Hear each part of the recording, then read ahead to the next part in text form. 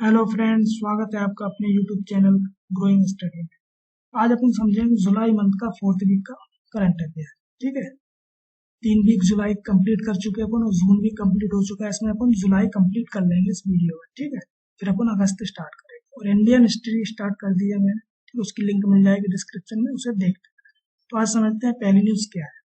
ठीक है, तो संस्कृति मंत्रालय और भारतीय नौसेना के बीच एक समझौता ज्ञापन पर हस्ताक्षर किए गए। अभी समझौता ज्ञापन क्या है इसको अपन समझते हैं। ठीक है, इस समझौता ज्ञापन का उद्देश्य है जहाज निर्माण की प्राचीन सिलाई विधि, ठीक है, इसे टकाई विधि के नाम से जाना जाता है, ये याद रखना, टकाई विधि, उसको पुनर्जीवित करना है। ठीक, तो यह इन दो संस्थाओं के बीच ये हस्ताक्षर हुए हैं, तो संस्कृति मंत्रालय और नौसेना, भारतीय नौसेना के बीच किसके लिए हुआ? टकाई विधि को पुनर्जीवित करने के लिए। तो ये क्वेश्चन सीधा सीधा ऐसा बन जाएगा। ठीक है, और टकाई विधि क्या है? ये 2000 साल पुरानी एक तकनीकी है जिसमें क्या जहाज निर्माण की मरम्मत या सिलाई की जाती है। इसे सिलाई विधि के नाम से जाना जाता है। ठीक है, जहाज होते थे और नाव वगैरह होती थी, उनकी मरम्मत की जाती, किससे की जाती थी? लकड़ी के तख्तों के साथ जोड़कर। ठीक है, लकड़ी का प्रयोग किया जाता है, ना कि कीलों का प्रयोग कर, कील वगैरह लोहा का यूज न करते हुए लकड़ी के तख्तों को एक साथ जोड़कर इसका प्रयोग किया जाता है। ठीक है, ये होती थी टकाई विधि। ठीक है, उससे क्या होता था? उथले जो तट होते हैं, रेतीली चट्टानों से जो क्षति होती थी उसकी संभावना कम हो जाती है। ठीक है, इसलिए इस टकाई विधि का उपयोग किया जाता था 2000 साल पहले। उसको पुनर्जीवित करने के लिए भारतीय नौसेना और किस मंत्रालय के बीच? संस्कृति मंत्रालय। ऐसा क्वेश्चन बन जाता है। ठीक है, आगे देखते हैं। काकतीय युग का अनोखा रामायण फ्रेस्को। ठीक है, रामायण फ्रेस्को, रामायण से रिलेटेड, रामायण टाइम पीरियड से रिलेटेड चित्रांकन किया गया है। ठीक है, गुफा में रुद्रगिरी पहाड़ी पर। ठीक है, रुद्रगिरी पहाड़ी पर प्राकृतिक चट्टान आश्रय में पाया गया रामायण फ्रेस्को। ठीक, अब देखो क्या है, मध्य पाषाण काल के प्राग ऐतिहासिक शैल चित्र और काकतीय राजवंश की उत्कृष्ट कलाकृतियां रुद्रगिरी पहाड़ी पर जो खोजी गई। ठीक, ये क्वेश्चन बन जाएगा किस काल की है? ये मध्य पाषाण काल, ये याद रखना। ठीक है, ठीक, मध्य पाषाण काल जैसे 3 काल होते हैं, पुरापाषाण काल, मध्य पाषाण काल और नवपाषाण काल। ये हिस्ट्री में होता है, इसको अपन हिस्ट्री में कंप्लीट करेंगे। ठीक है, समझेंगे।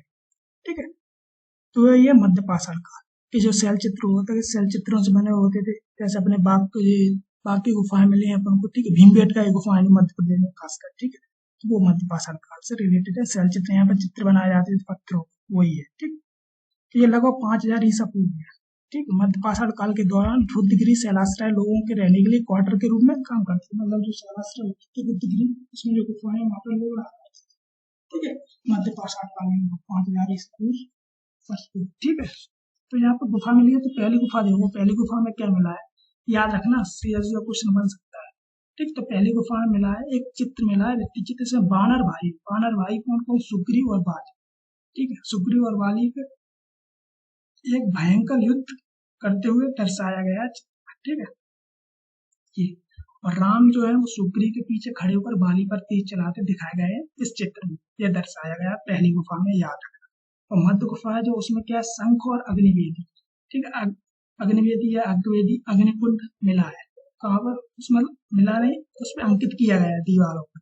ठीक है, गुफाओं के अंदर अंकित किया गया है, तो वो है मध्य गुफा में। तो सीधा क्वेश्चन बन सकता है कि इस मध्य गुफा में क्या मिला है? अग्निवेदी यानी अग्निकुंड प्राप्त हुआ है।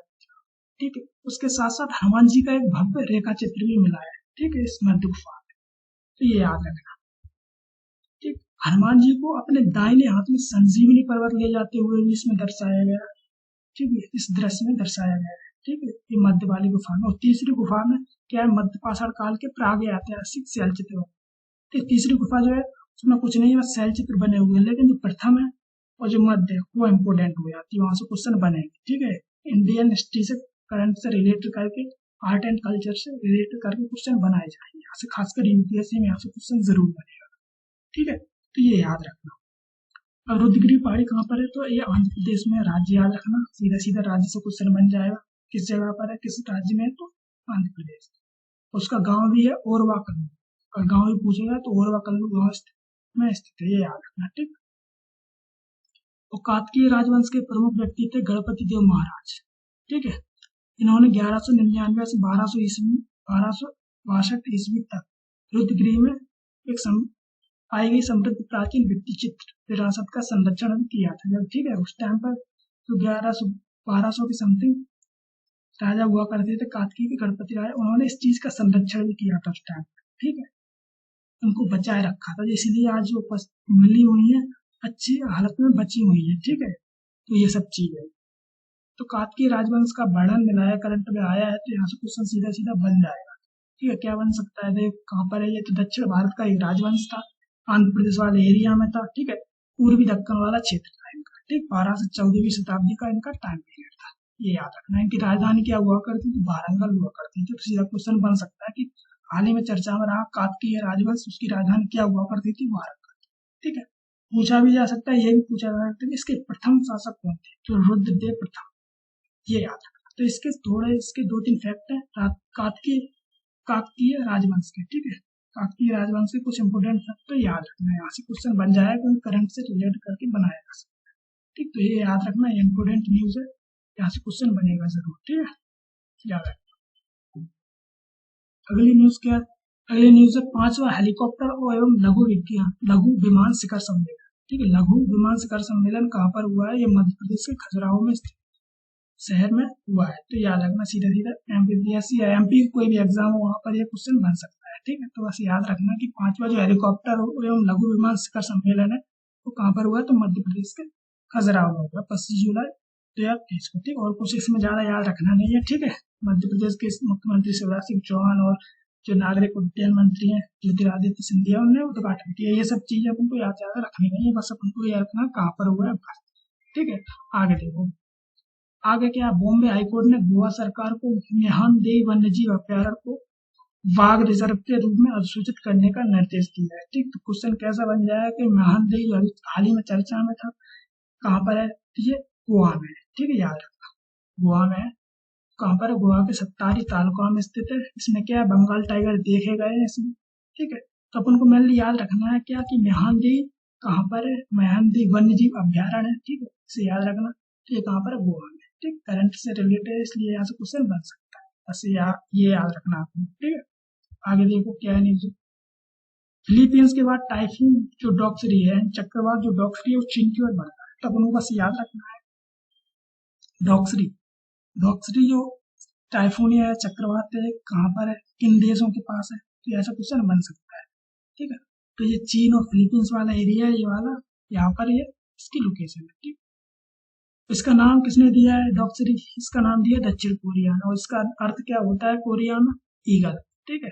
इसका जैसे अपने इंडिया में अरब सागर बंगाल की खाड़ी में जब चक्रवात आते हैं तो अपनी इसकी देशों की जो कमेटी है वो अपना अलग अलग हर साल अलग अलग नाम सजेस्ट करती है, ऐसे ही वहां पर भी जब आते हैं फिलीपींस और चीन के आसपास येलो सागर है, जो पीला सागर बोलते हैं इसे, ठीक है, और उस एरिया में जब ये आते हैं तो वहाँ पर वहाँ की कम्युनिटी देश नाम रखते हैं, जैसे अपने यहाँ पर पाकिस्तान का भी नाम रखता है, बांग्लादेश, इंडिया, श्रीलंका, ये सब नाम रखते हैं ऐसे लोग, ठीक है। तो अब उनको याद क्या रखना है, उनको बस याद रखना डॉक्सरी, ठीक है। क्वेश्चन बन सकता है कि डॉक्सरी टाइफून है किससे रिलेटेड है, या चक्रवात किस जगह से रिलेटेड है। क्वेश्चन ऑप्शन में दे दिया अमेरिका, दक्षिण अफ्रीका, इंडिया, चाइना, ठीक है। तो ऐसा क्वेश्चन बन जाएगा, ठीक है, याद रखना। आगे देखो, 25 जुलाई को भाजपा की एस फांगनोन कोन्याक, ठीक है, नाम क्या है, एस फांगनोन कोन्याक, राज्यसभा की अध्यक्षता करने वाली नागालैंड की पहली महिला सांसद, इसलिए इम्पोर्टेंट है ये, नागालैंड की पहली महिला सांसद कौन है,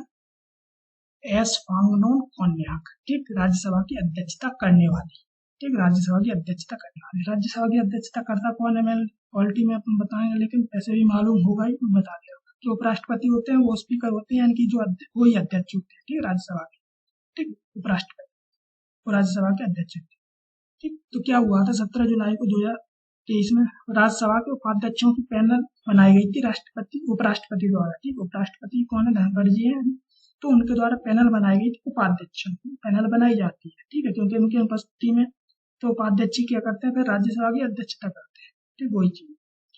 तो ये बनाई गई थी 17 जुलाई को उपाध्यक्ष की पैनल, ठीक। लेकिन उससे पहले 2022 में वह नागालैंड से राज्यसभा के लिए चुने जाने वाली पहली महिला भी थी, ठीक है। फांगनोन जो महिला है वो महिला नागालैंड से राज्यसभा के लिए चुने जाने वाली पहली महिला भी थी, ठीक, 2022 में चुना गया था, ठीक है, याद रखना।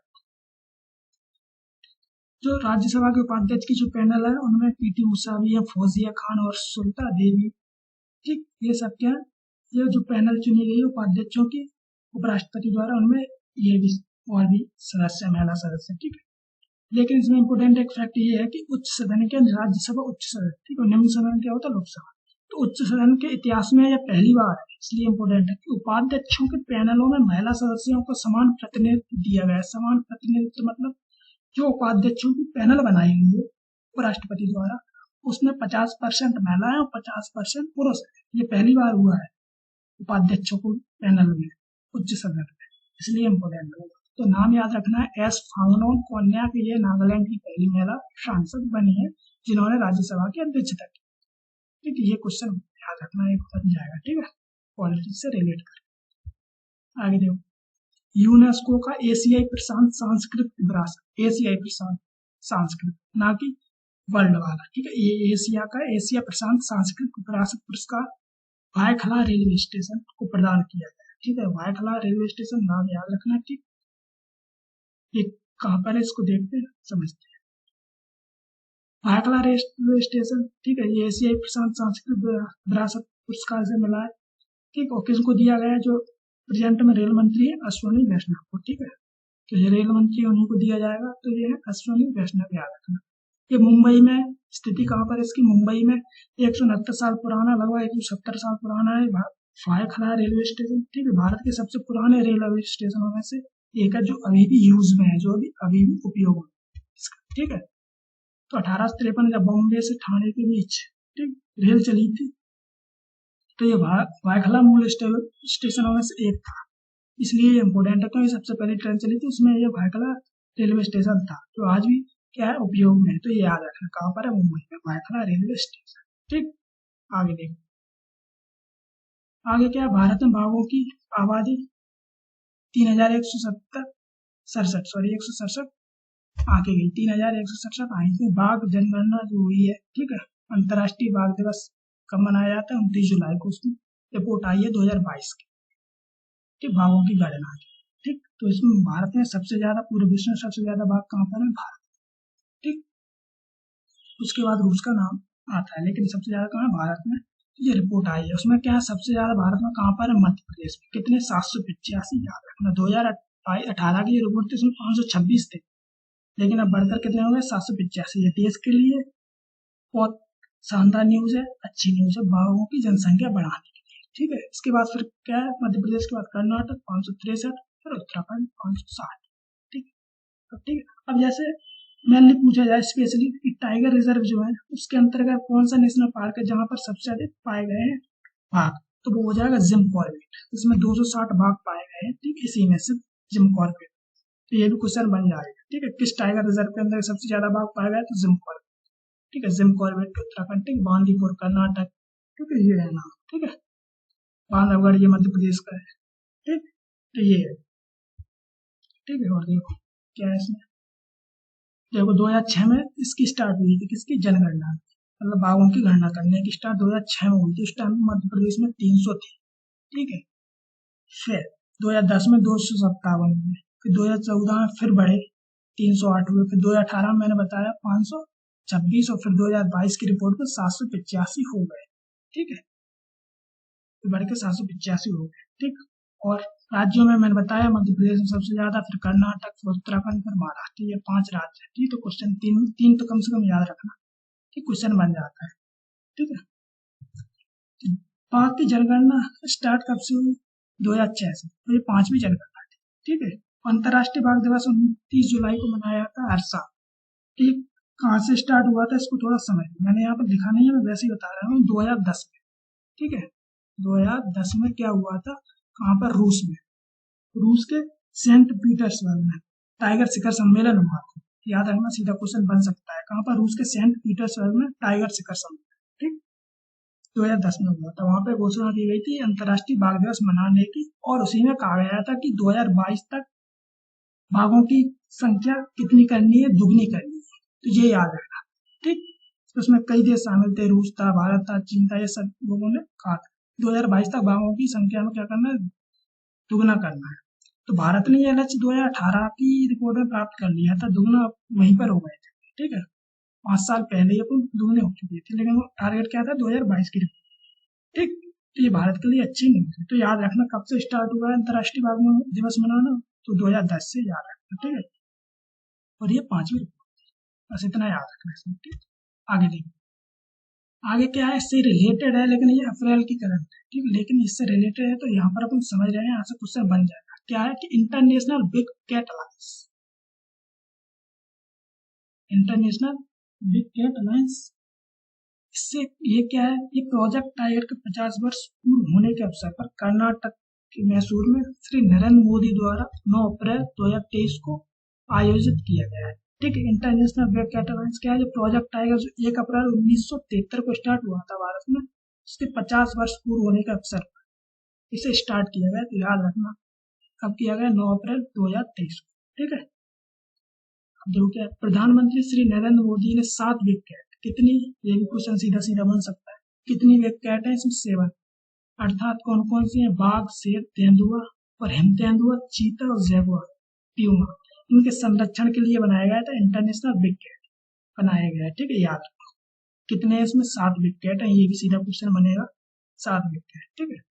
और इसमें किन देशों को शामिल किया, कितने देश हैं, 97 देश है। गठबंधन क्लच इन बड़ी बिल्लियों के प्राकृतिक आवासों को कवर करने के लिए 97 देश इसमें शामिल है, ये भी याद रखना कितने देश शामिल है, 97, ठीक है, याद रखना, ठीक। भारत दुनिया का एकमात्र देश जहाँ पर तेंदुए, शेर, बाघ, हिम तेंदुए आदि मिलते हैं, लेकिन अन्य देशों में ये सब विलुप्त की कगार पर, वहाँ पर कम मात्रा में मिलते हैं। कुछ अन्य देशों में मिलते हैं लेकिन कम, कुछ ही मिलते हैं, ठीक है, थोड़ी बहुत मिलते हैं। इसलिए भारत को यह पहल करनी पड़ी, ठीक है, क्योंकि भारत में ये सब पाए जाते हैं अभी भी फिलहाल में, ठीक है। इनको और बढ़ाना और इनका संरक्षण करना इसका मुख्य उद्देश्य। इंटरनेशनल बिग कैट अलायंस, याद रखना क्या क्या, कि 9 अप्रैल 2023 को स्टार्ट हुआ है। इसमें कितने बिग कैट है, 7 बिग कैट है, ये याद रखना। कितने देश शामिल है, 97 देश शामिल किए, ठीक।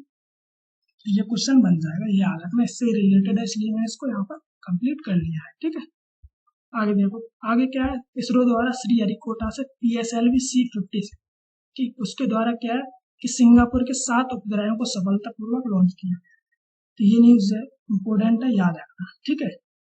तो पूछा जाए कि हाल ही में या फिर जुलाई में 2023 में सिंगापुर के कितने उपग्रह, तो 7, या फिर किस 7 उपग्रह किस देश के, तो सिंगापुर के, किसके द्वारा, PSLV C-56 द्वारा, इसरो द्वारा लॉन्च किए गए। बस 2-3 क्वेश्चन यहाँ से ये बन जाएंगे, याद रखना, ठीक है। तो क्या है, जो इंडिया है वो छोटे मोटे जो देश है उनके उपग्रह को लॉन्च करता रहता है, ठीक है। सिंगापुर अकेला ऐसा देश नहीं है, और भी कई देश है, ठीक है। तो इनके भी क्या लॉन्च करता रहता है। तो याद रखना करंट में था जुलाई में, इसलिए अपन इसको कवर कर लिया, ठीक है। तो ये क्या था जुलाई का, कि वीडियो को ना कंप्लीट हो गया, जुलाई करंट अफेयर्स का वीडियो कंप्लीट कर चुके हैं, जुलाई का पूरा करंट अफेयर्स कंप्लीट हो चुका है। अब हम क्या कर स्टार्ट करेंगे, अगस्त का करंट अफेयर स्टार्ट करेंगे। जून और जुलाई कंप्लीट हो चुकी है, ठीक है। तो मिलते हैं अगले वीडियो में, जय हिंद।